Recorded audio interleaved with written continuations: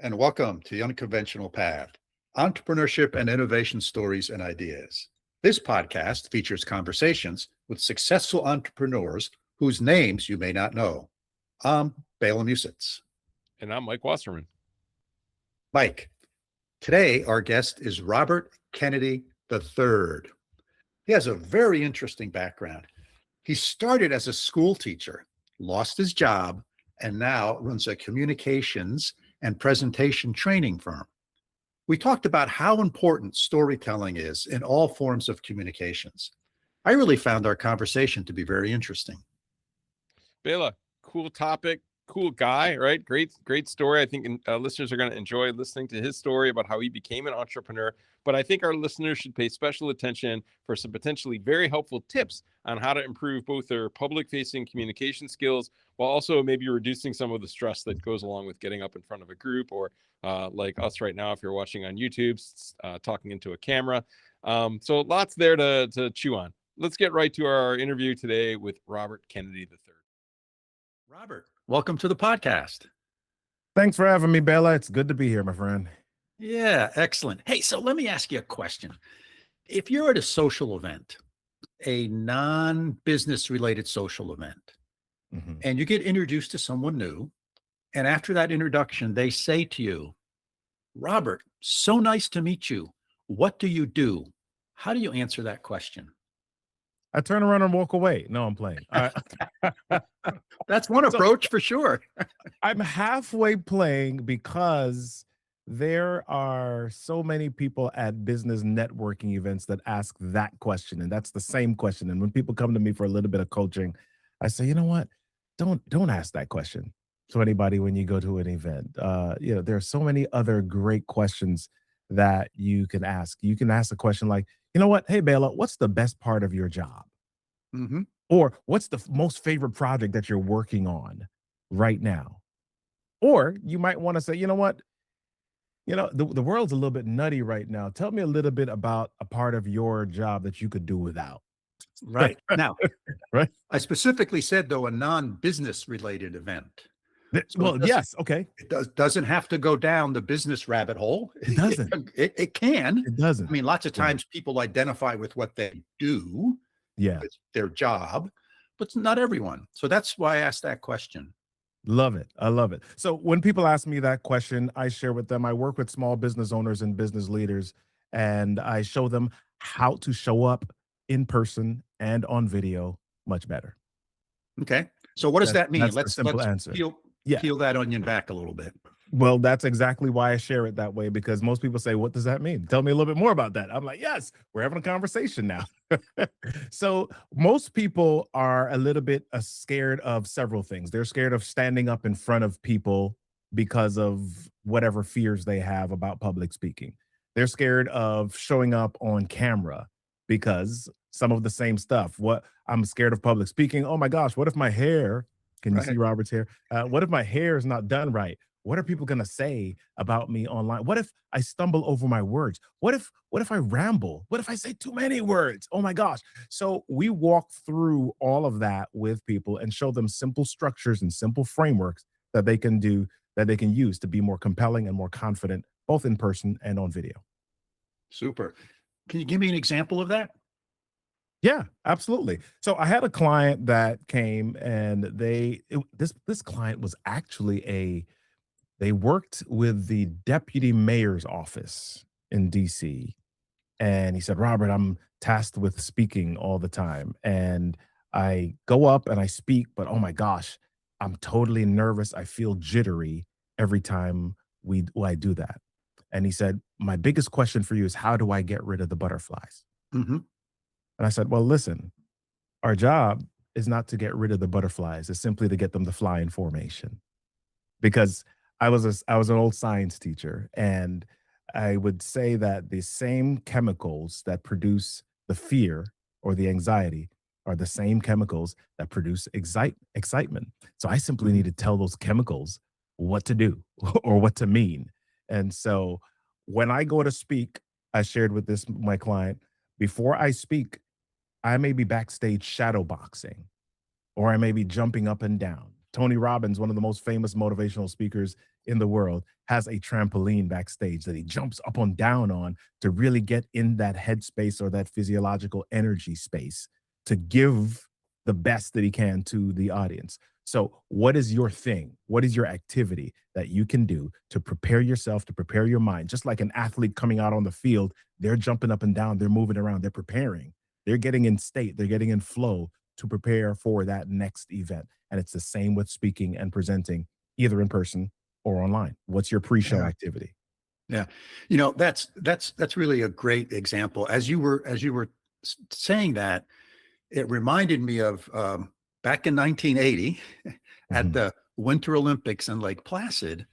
I worked that event as a ski patroller, and my station before the men's downhill race was at the top shack where all the racers were.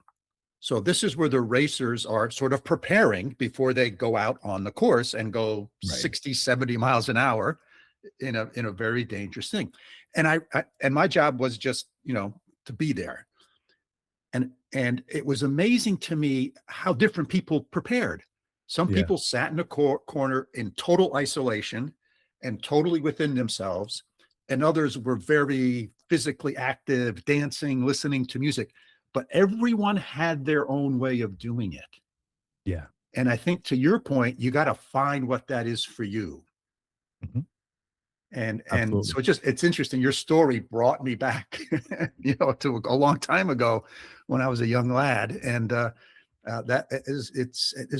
never thought of it that way. Like you just articulated it from the point of view of preparing, because you always see people preparing for sports or physical activity.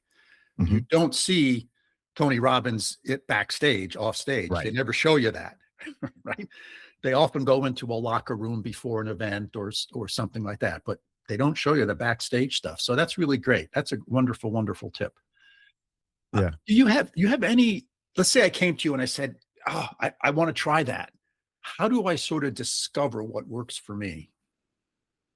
Well, it's like anything else in life. You don't always intuitively know what works for you until you try something, right? Mhm. I give you my example. My example is that I'm shadow boxing backstage. So I might suggest, hey, shadow box. Or I might ask you, what is interesting for you? Are you a musician? Okay, maybe you're a musician and you can just mimic playing an air guitar backstage. Okay. Do you plant? Do you like gardening? Okay, maybe you can visualize a garden, or you can just sit in your space for a second and think about the last rose petal or the last garden that you planted. What is your thing? And as you begin to try different things, you'll discover something that you stick with over time. For me, when I get out on stage, one of the first things that I do is I like to get the audience in an energetic place. So I may sing and I might go out and say, if you're happy and you know it, clap your hands. The audience starts clapping. That's something that I do to really change the level of energy in that specific space. And so if I want to have them have energy, I create energy for myself before I head out onto the stage. So whatever I'm doing, I'm not in meditative mode, because if I'm in meditative mode, then my energy is lower. But no, I want my energy to be not on 10, but I want my energy to be on 15 when I get out there. And so I do something that heightens that energy before I jump out. Yeah, excellent. So let's put this in the context of a small business owner. Mhm. Maybe they're running a team of 10, 15 people or so, and they need to have a group meeting to talk about something. Right. Sometimes you want high energy, sometimes you want medium energy, sometimes you want low energy, right? It could be a spectrum, depends upon what sort of you're talking about. What are different kind of techniques that I could use as the person standing up in front of that room to get the room, I want to say the word homogenized, but it's not the right word, to get sort of people at the same level? Because some people will come into that room really ready to rock and roll, and other people will come in. So as your example, kind of bring people up to a certain place. Yeah. I can envision bringing people up to a high energy level, but maybe I don't want that. So how do I bring high energy people down? How do I bring low energy people up to sort of a medium level? you have any thoughts on Yeah. that? Well, so there are a lot of different things and techniques that you can utilize for that, from physical techniques to mental and emotional techniques that you can use. I just did something and it created an experience for you. I shared with you my shadow boxing backstage and the imagery of the athletes preparing before they go out onto the field. What did that do? That brought you back to your story of covering the skiing, and you remembered all of those different athletes at that point, right? So essentially, I hijacked your brain. I created something where your brain started its own video, because brains don't like open loops. Mhm. Right? Every time I share something, especially if I ask you a question, but this is why stories are great. I share a story, and what your brain does, your brain doesn't just listen to my story. What your brain does is it searches its mental Rolodex. It searches its mental database. Doot, doot, doot, doot, doot. Did I experience that? Do I understand that experience? Did I like that experience? Did I not like that experience? Do I have something that is similar? Especially if you're talking about something that is painful. Your brain then says, okay, do I understand the level of pain? Did I have an experience that was similar enough so that I can empathize, or that I can understand what that person is talking about? So that is the power of stories and questions. So if I bring my trainer hat to this, Mhm. if you've ever Yes. been in a training and you have seen them do an icebreaker or Yes. an energizer at the beginning of a training, there's a reason for that. They're not just saying, hey, we don't want everybody to be bored, let's do something.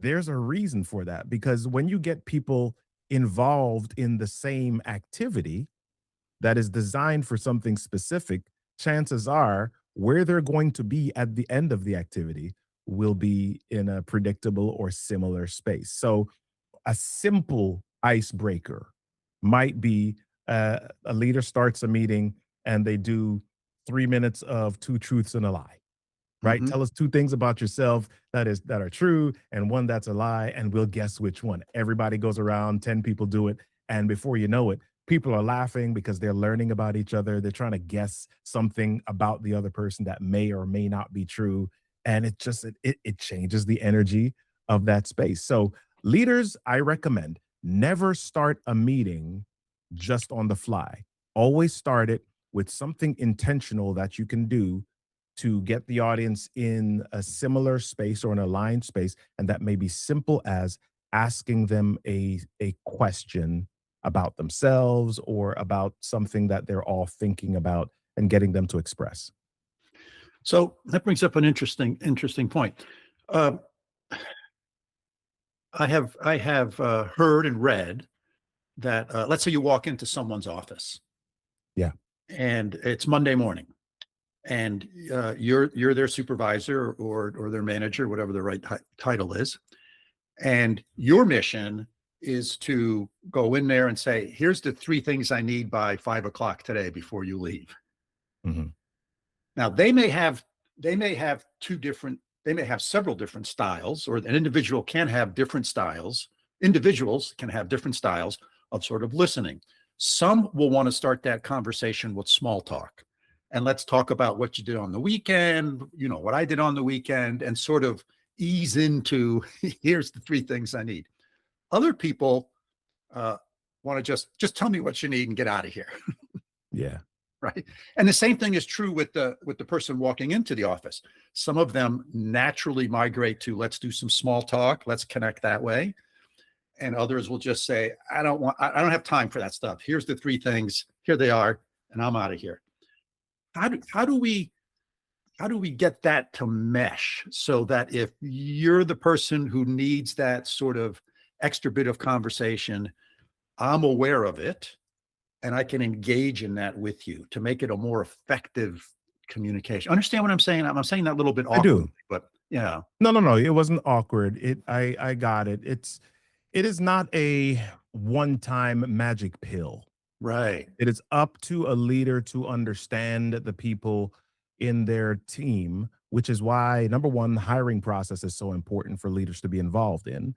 Number two, having regular interactions and building rapport so you understand who is on your team. Do you have a driver, an amiable and analytical, or an Right. expressive? Right. right? Right. Who is the person? What are they? How do they respond?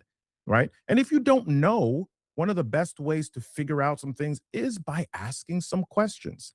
So I might be a leader who goes into somebody's office. They may be new on the team, and I might be passing the door, and I might say something simple like, "Hey, John, I've got a question to ask you. I need to get some stuff done. Do you have 3 minutes or do you have 7 minutes?" Right? And John's like looking up. Well, geez, I'm in the middle of some stuff right now. I only have 3 minutes. As a leader, okay, yep. This is a person who's busy. This is a person who is locked in and focused on a task, right? And so they may want me to get to the point quickly. Yes. Yes. If they say, "Oh, nope, I'm good. I got 7 minutes." Okay, yeah. You know that this person might be somebody open to shooting the breeze or Right. schmoozing for a moment. Right. And that may change day to day. It might. It Right. might. Right. It might. But that's what we call a door opener, Mhm. right? You don't just barge in with, "Hey, give me this." You give people, you co-create experiences, and you give people the ability to be involved in the what you're asking or how you engage together. Yeah. Yeah. So let me ask you another question. I There's two styles that there's many styles I've observed, but one Mhm. aspect of the many styles is some people, some leaders will like to walk into your space to have Yeah. that conversation. Other leaders invite you into their space to have that conversation. Do you have an opinion on that? I recommend the mixture. Okay. It's a both and, it's a either or, two things can be true. It's, there's a beauty in me inviting you to my house, but if I invite you to my house all the time, sometime there may be a point where I wonder, hey, how come you haven't reciprocated that? Right?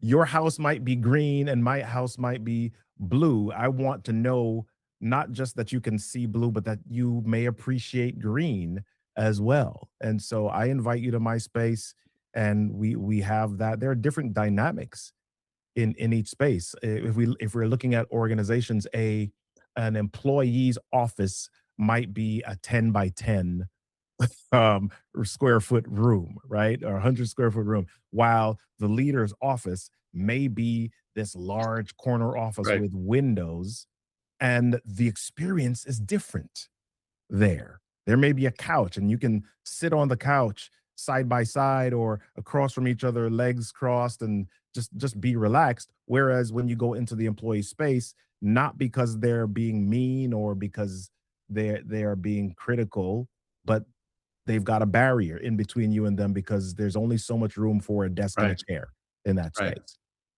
Right. Do you have, speaking of barriers, do you have Yeah. a view on that? Some people have their office set up. You sit on one side, I sit on the other side. Other people have it set up that, we're sitting next to each other. You got Yeah. any thoughts on that? I'm a human being who likes connectivity. Yeah. I believe humans connect. And, some of this may be cultural. There are different things in different cultures that signify respect. And so I won't say, hey, there's this blanket thing that you should do. I do believe that every barrier that you put in between you and another person is an interruption of the transmission of communication. And that includes physical barriers. Yeah. A barrier might be the phone, right? You're talking to each other on the phone. If I'm talking to you on the phone, I don't have the beauty of seeing your facial expressions. I don't see your body language. There's more possibility for misinterpretation because there Right. is a barrier. If you're sending Right. me a text, there's more opportunity for misinterpretation because there is a barrier, right? If you're in front of a desk and I'm behind a desk and my hands and my feet are hidden from you, you may not see that I'm fidgeting with my fingers and I'm nervous Right. about Right. something. Excellent. Excellent. Those are really good thoughts. Uh, let's talk a little bit about storytelling. Mhm. Which is sort of how we started this conversation. Yeah. And why is that important in sort of whether I'm running a meeting or I'm doing something else? Maybe I'm making a sales call. What kind of stories? How do I structure my story? How relevant should it be to what we're doing? It seems like a very broad space that you could take Yeah. many different ways, but there's got to be sort of some guardrails that one can talk about to say that here's some tips on how to do this and how to make it effective. Yeah. Yeah. I like to say that storytelling is the original language. Right? You go to a different country, you may not understand what somebody is saying specifically, but you find ways to communicate based on body language, experience, facial expression, all of those types of things. And those are micro versions of stories. Stories really hit the emotions of people.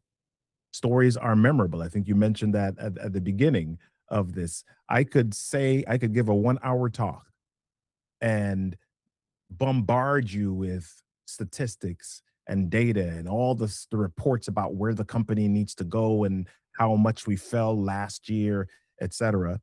But you may not remember all of that unless I seed it inside of a story, right? There's a great philosopher or a book, an author, Jerome Bruner, that talks about how stories are remembered about 22 times more, or facts are remembered 22 times more if they're wrapped in a Yes. story, right? Yes. And so we want to utilize storytelling as the journey, the connective tissue to take an audience from here to there. If I give you 2 data points, you've got to remember them. If I said to you, stairs, door, computer,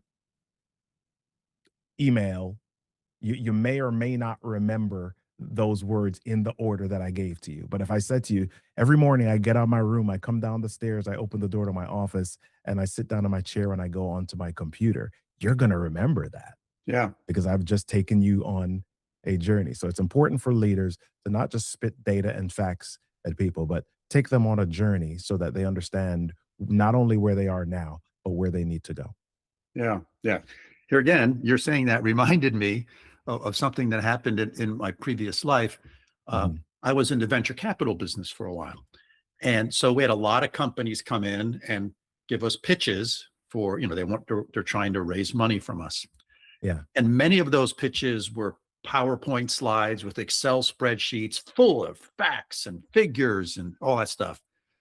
The very, very best one I ever saw was a person came in with almost stick figure cartoons and took us through the story of how the company started, what the original motivation for the company was, how the product was developed, how customers use it, and why it's of value and benefit to the customers. Now, all of those facts and figures that were important in the PowerPoint and in Excel spreadsheets was in there, Mhm. but it wasn't the only thing that was in there. He tied it all together with this story, and Yep. it was fantastic. I still remember it to this day. Out of seeing probably 300 pitches, it's probably the only one that I can remember anything about it. So I really like what you're saying. There's a lot of value in being able to bring more to the table than just the numbers or the facts and the figures or the ask, whatever you're asking for, Yeah. right? It's Yeah. it's Well, it's enrich it and put it embody it in something else.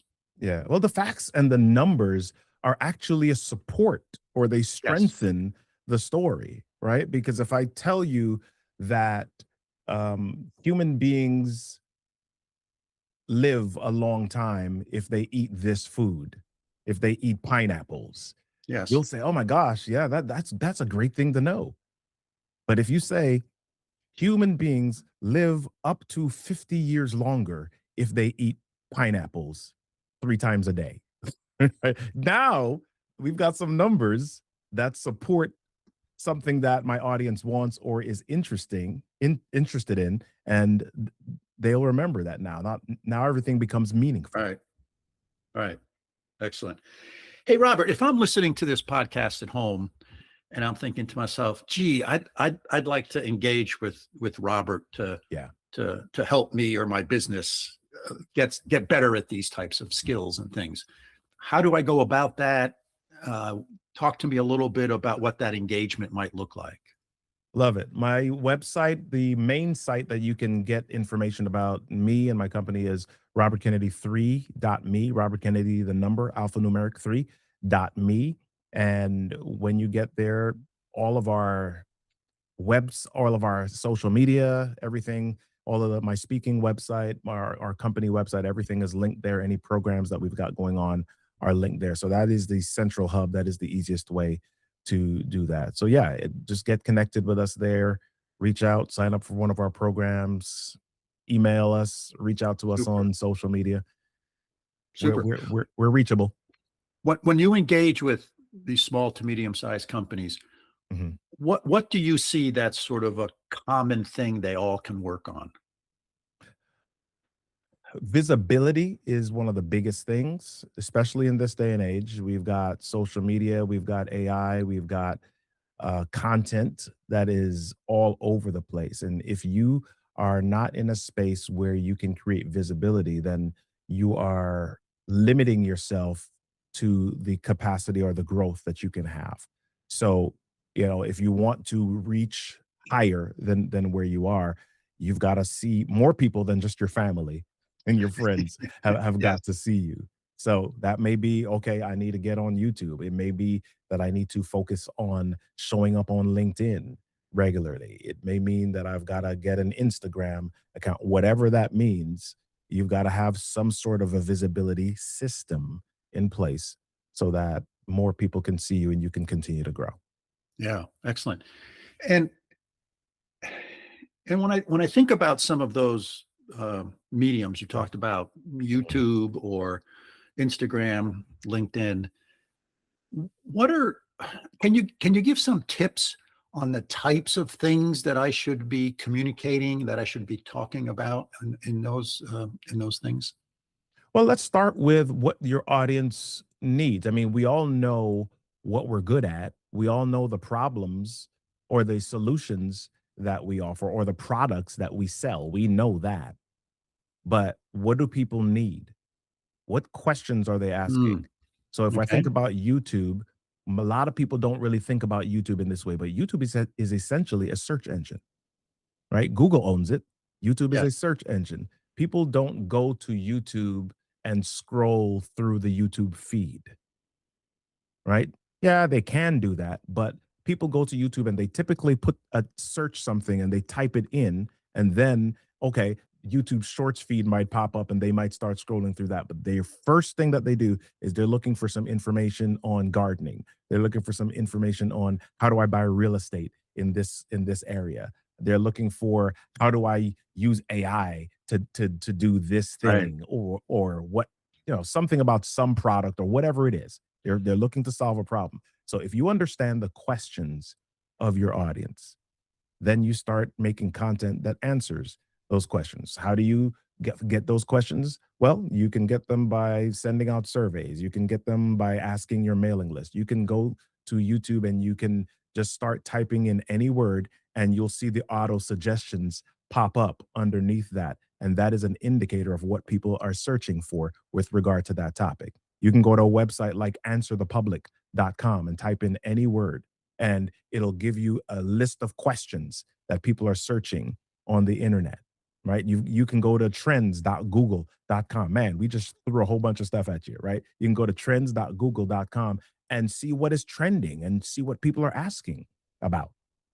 So essentially, the answer for that is understand what your audience is asking about, what problems they're experiencing, and then respond to those. Got it. Got it. So I'm going to switch gears a little bit. Mhm. You started your own business. You're an I did. entrepreneur. So share that story with us a little bit. My goodness, that is a long and sordid story. well, well, Most of listen, them are. I was a teacher, my friend. I was a teacher, Bela. I taught high school. I taught physics and biology in high school. And while I was teaching, I had an experience where one day I went to a another teacher's classroom. And when I went into the classroom, there were about 17 kids in there. The lights were dimmed, and about 14 or 15 of the kids had their heads down on the desk. And in the center of the classroom, I don't know if you remember this, but in the late 70s or the early 80s, there was this machine called a Duquesne projector. It was like a film strip, and there was a cassette inside of it. And when the cassette played, it went beep, and then this film strip automatically forwarded, right? This was in the 2000s. This teacher was using that in the 2000s.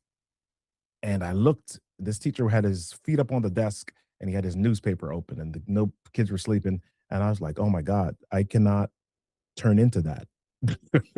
I can't. So while I was teaching, I started a couple of businesses. I started a gospel music online promotions portal and added a online internet radio station to it. We became the third most visited site in our genre or our category in the United States. During that time, I also started a web development business because we were interviewing musicians, and some of them didn't have websites. Ding, ding, ding, business idea. And so we started building websites for them.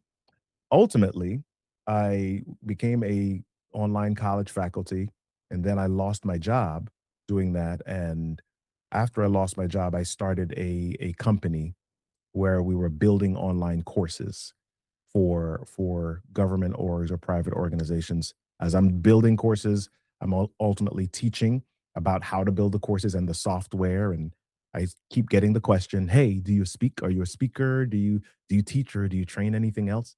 And I did not. And so I said, "Let me find out more about that." And ultimately, I started a business where I began to do leadership development training and communication training, and that's where we are today. Wow. Wow, that's a great story. So you talked about that moment of walking into another teacher's classroom as sort of being the aha moment. I don't Mhm. want to turn into that. Yeah. There was a bunch of different paths that you could take from there, right? Not all Yeah. teachers teach that way, even when they're in their final several years of teaching. Yeah. Some do. Why did you decide, okay, I'm gonna leave this profession and I'm gonna go blaze out on my own and do something? What was the Well, what was it, the driver? well, it wasn't a decision that I made on my own.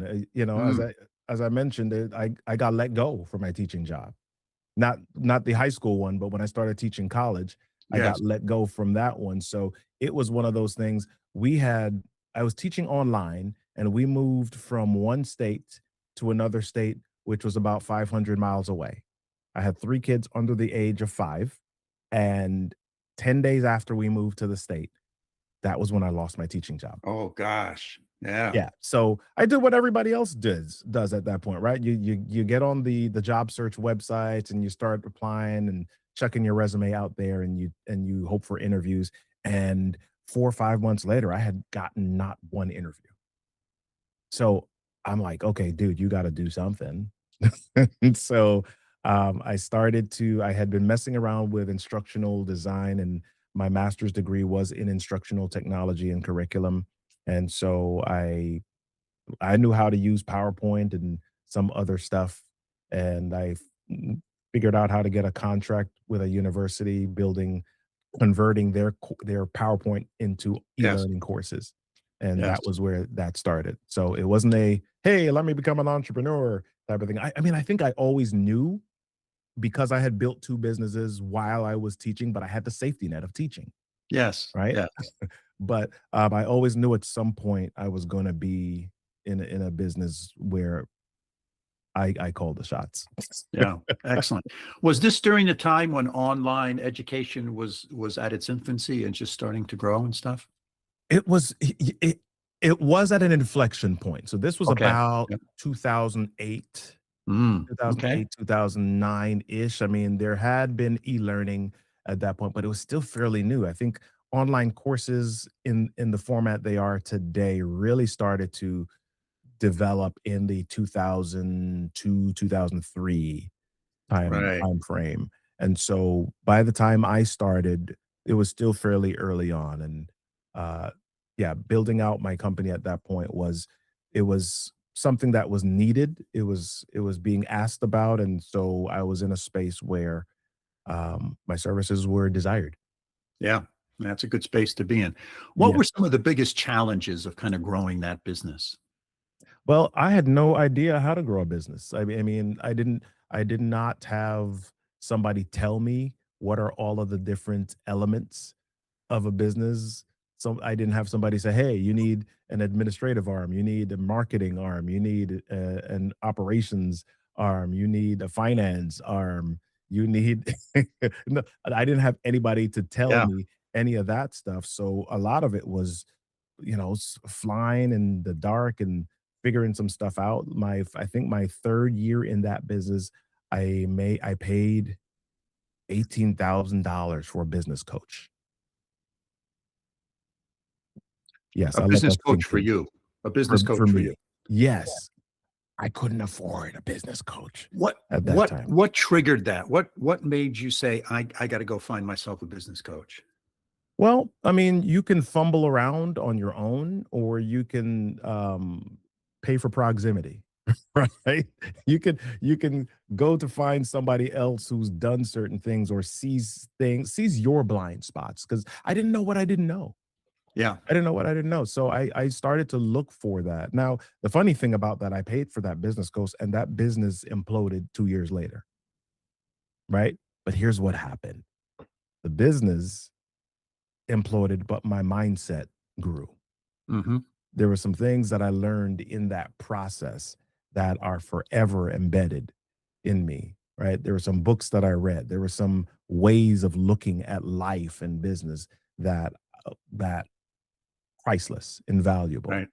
Right. Well, I've heard some people say that if you're resilient, Mhm. failures are much more valuable than success. Oh my gosh, yeah. Yeah, Right. absolutely. Well, because failures teach you. Yeah, exactly. Failures force you, well, they don't force you. Failures give you the opportunity to ask questions about what didn't work, what is next, what is best, what are some different options. When you're succeeding at it, you're like, "Hey, this is working." You don't have any reason to change. Yeah. No, I think you said it right the first time. They force you. Yeah. I, I think they do force you. Yeah. Well, I changed my words because some people fail and they don't move forward. They go another That's why I direction. said resilient, right? If you're Yeah. resilient, Resilient. Yeah. right. So Absolutely. I'm going. Yeah. Still going. Very good. Hey, Robert, I'm going to start wrapping this up. Is there anything I haven't asked you that you'd like to share with our listeners? My goodness, we've covered a smorgasbord of topics. Uh, we- we've done really well here. I would just say I think it's really on the mindset end of things. We've talked about storytelling. We've talked about um, resilience just now. In some ways, we've talked about communication. We've talked about leadership. So it's really now about the mindset of business, the mindset of entrepreneurship. How do you keep yourself encouraged? How do you keep Mm, yourself focused when things are not working out in the way that you expect or in the time frame that you expect? Because everybody says, "Hey, you got to grow a business. You got to grow a business, and you got to invest to grow a business." And you're like, "Dude, I have no money. I can't invest to grow the business. What comes first? Cart, horse? How do I do this?" So you've got to have the mindset where, my goodness, even when it's not working, I still believe that it's going to work out. excellent. Yeah. Excellent. That's a great way to sort of wrap things up and summarize them here. Robert, I thank you so much for being on the podcast. It was a real pleasure to chat with you and to get to know you. Thank you, Bella. I appreciate it having me. As promised, Baylor, really interesting interview. A lot there. What were your key takeaways? Yeah, I had several, Mike. One of them is understanding your customer's needs. And when I use the word customer, it literally could be a customer who's buying a service or product from you. Your employees are also your customers. Your vendors are your customers. So it's really maybe instead of using the word customer, I should say understanding the needs of the person that you're communicating with. So I think that's really important, and understanding what is key to effective communications. Robert and I talked about that a fair amount. And I thought his notion that weave a story into this is a great way of connecting. You know, on previous podcasts, we've talked about communication is all about connecting, whether you're connecting with your coworkers, whether you're connecting with the people you share life with. You got to connect somehow to have a successful and effective communication. And I think Robert's point here is that if you can weave a story into it, it's a way of connecting, because in many ways, when you do that, you're sort of opening up a little bit. You're being vulnerable, right? You're letting that other person know a little bit more about you, or maybe an experience you had. And that is one of the things that I think connection is based on. It's based on knowing more about each other, as opposed to just being purely transactional. So that was kind of my top three. What about you, Mike? What'd you think? Yeah, I couldn't agree more with all three of your points, Bela. I mean, I was kind of thinking about it. I spend 15 to 20 hours a week in front of students or groups of managers or whatever. And I've been doing that for 35 years. So I've spent a lot of time in front of groups. Some of you might be saying, Mike, why are you such a bad podcaster if you can? Or I feel sorry for your students. I get that. But I couldn't agree more with these concepts of storytelling in terms of, right, just presenting a bunch of facts and data. You're not going to bring people along with you, but if you tell them a story, they're going to remember. So the data show that, and at least my experience is when I can do a better job at that, my students learn more. And this idea that he was talking about raising the energy of the room, and you kind of made the point of, hey, sometimes you got to dampen down the energy of the room and get people to focus. Both Right. these are totally spot on. And being able to walk in and read the room and then adjust your actions, your words, your nonverbals, really makes a difference, I think, in the outcome of the lecture or the meeting or the session or whatever it is. And those are teachable. Those are learnable. You know, you can learn to do that. So those are great concepts. But most of all, I loved actually his story of the entrepreneurial journey that he went on and the resilience that he showed, the creativity, the responsiveness to market needs. These are all hallmarks of the classic entrepreneurial journey. And we've done 199 of these episodes, and no two are ever the same, right? But this one really struck me as somebody who had, some bad things happen, and look what he turned it into, right? A really cool, rewarding entrepreneurial career. So I'm happy to hear he took some risks. He had to take some risks, right? And they've been rewarded. So I thought it was a great story. Last thoughts from your side, Bela? Yeah, I want to repeat again what you just said about the sort of the hallmarks of being a successful entrepreneur. And I think one of the key elements of that is picking yourself up after you get knocked down. And for sure, if you're doing something new, you're doing something that you've never done before. If you're doing something that maybe others haven't done before, you are going to get knocked down. You're going to have some setbacks. You're going to have things that don't go as well as you had hoped. And having that resilience, I think, is one of the key fundamental foundational requirements to being a successful entrepreneur. And as a matter of fact, I'll make a broader statement. I think that's an excellent quality to have for all individuals, because in life in general, there are going to be things that don't turn out well. And I reflect back on various different things that have happened in my life, and I think that one of the qualities that I got from my wonderful parents is this ability of that, you know what, don't worry, whatever happens to you, you have enough confidence, enough resilience, enough basic skills that you're going to be able to move forward, and maybe in a different heading. It may not be in exactly the heading that you thought you were on. It may be a different heading, but you're going to turn out okay. And I just think Robert was a great example of that, right?